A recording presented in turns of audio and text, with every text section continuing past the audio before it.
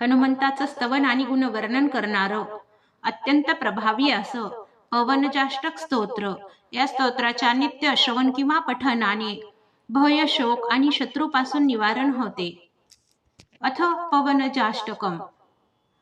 भवभयापहं भारतीपतिं भजकसौख्यदं भानुदीधित्यं भुवनसुन्दरं भूतिदं हरिं भजत सज्जनाः मारुतात्मजम् अमितविक्रमं यञ्जनासुतं भयविनाशनं पाब्जलोचनम् असुरघातिनं याप्तिलङ्घिनं भजत सज्जना मारुतात्मजम् परभयङ्करं पाण्डुनन्दनं पतितपावनं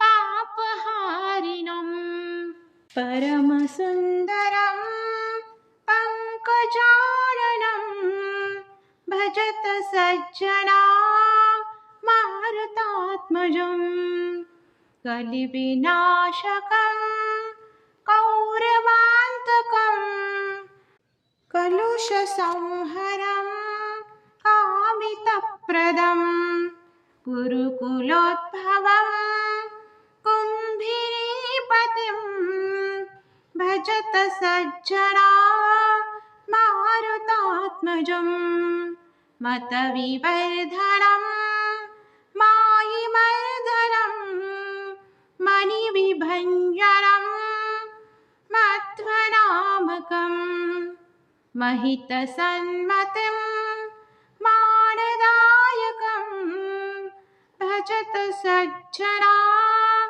मारुतात्मजम् द्विजकुलोद्भवं दिव्यविग्रहं दितिजहारिणं दीनरक्षकं दिनकरप्रभं दिव्यमानसं भजत सज्जना मारुतात्मजम् कपिकुलोद्भवं केसरीसुतं भरतपङ्कजं भीमनामकं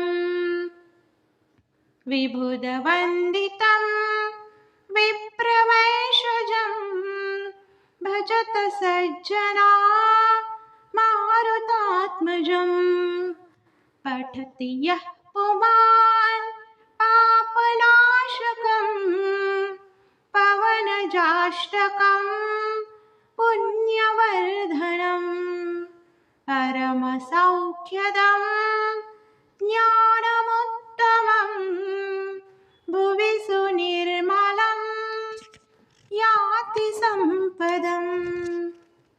पवन सुत हनुमान की जय।